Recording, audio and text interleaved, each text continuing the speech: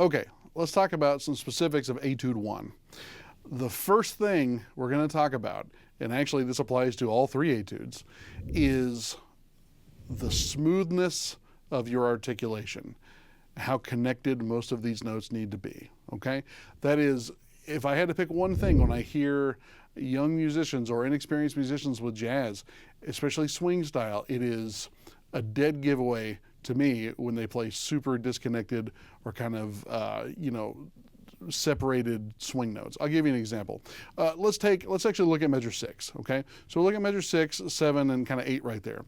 What we don't want is we don't want a lot of tongue, okay? So we don't want this.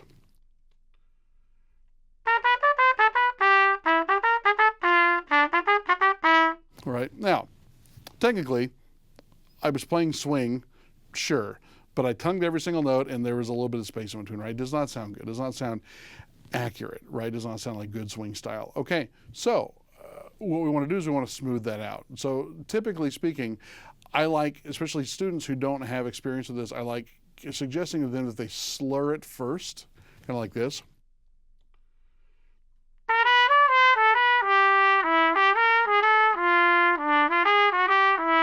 Because that kind of focuses your airstream on blowing through the notes and thinking about playing horizontally, going from one note to the next, right? Then, inputting your articulation of choice. I personally love on swing tunes, and it's not, I don't use it all the time or not on every single note, not on every single phrase, but it's called bebop tonguing, and essentially what it is you're tonguing upbeats and slurring to downbeats, okay? And we're going to take that same spot at measure 6, 7, and 8, okay? So what I'm going to do this time is I'm going to play that phrase with really nice air that flows through the notes, okay? And I'm going to put a light tongue on some upbeats, slurring into the downbeats, okay?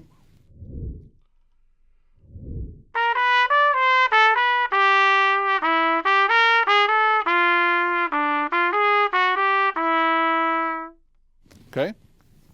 And now, we're accenting upbeats a little bit, but then we're giving it a little bit of propulsion, a little bit of swing because you're hitting those upbeats, right?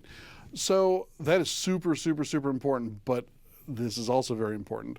When you're trying to input this kind of articulation, if you're not used to it for the first time, you really need to be careful that you don't cut the notes that you're slurring too short.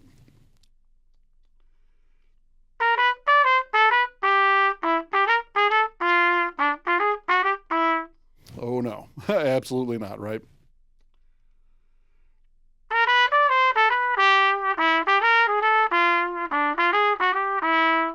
Sounds much better, right? That's what we want. So always smooth articulation unless marked otherwise. Also, don't forget to mark your breaths. Mark your breathing spots, right? Super important for consistency, okay? You must do that, okay? Decide where it makes musical sense to breathe. Obviously, rest you can breathe, but there's some tricky spots in here where you don't have a lot of time to breathe, so you really need to figure out where you can tank up, okay? And a lot of that's going to depend on your tempo. If you're going to take it the full 162, you're going to take it a little slower.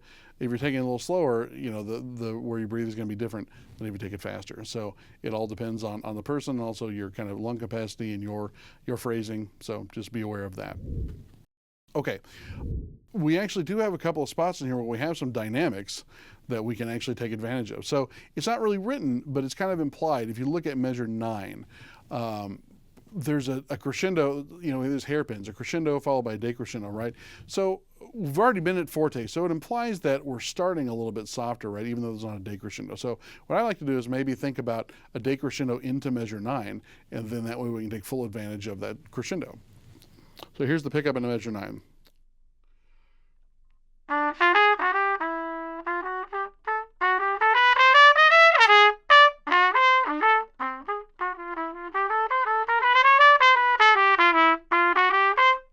Right? And then, you know, we have the crescendo, the decrescendo, and then we kind of get softer again, right? And then there's a one that actually gets very soft here a little bit later, which is all the way down to measure 18 right here.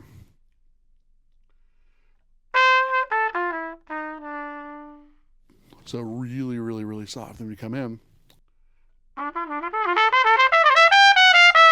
Right? right? Then you can really take advantage of the fact that you're kind of stair-stepping up in the range and really build up that crescendo right there, okay? And actually, while we're here, we're going to talk about that triplet lick for a second. That is such a dangerous lick right there. Depending on how fast you're going, you know, the articulation, I actually really like to just tongue the beginning of each triplet.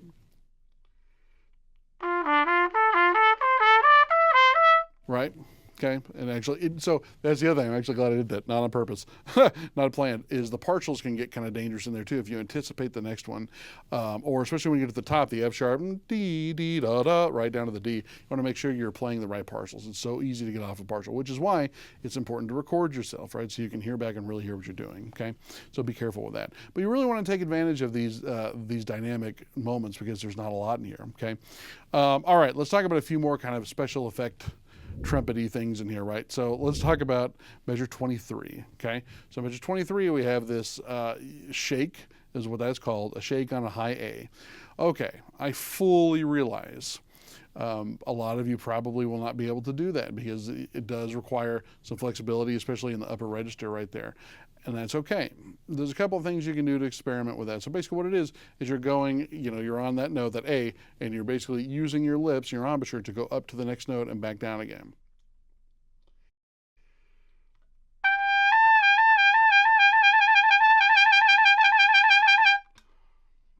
So again, it requires a lot of flexibility.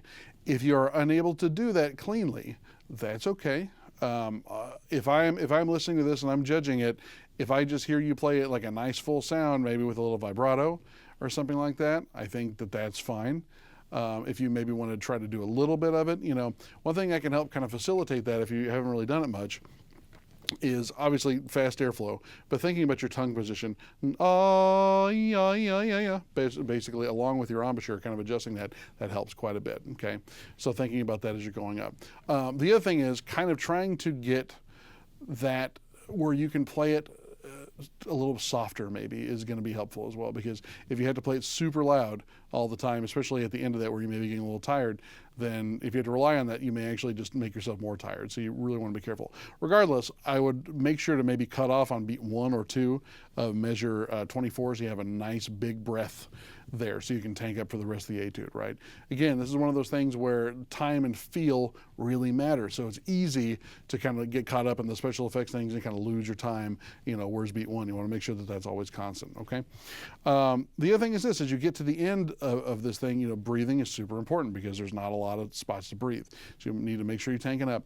Also, one thing I do when I have etudes to kind of practice and get through, if I have something that's kind of high at the end, I will generally try to be able to play it a little bit softer. So that way when I'm there and when I get there and I'm a little tired from playing the rest of the etude, I don't have to just absolutely kill it or force it out to get it out there, right? So, you know, looking at the last little bit of this, 29 to the end,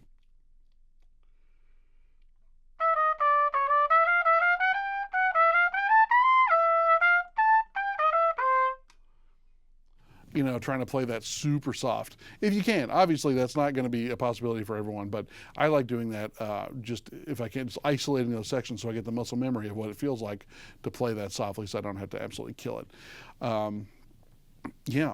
The other thing is, as you're learning these etudes and you're breaking them down, when you get to the point where you can play them all the way through, it's a good idea to do some reps on these etudes, but you don't have to always do reps on the etudes because sometimes that'll just tire you out more than anything else.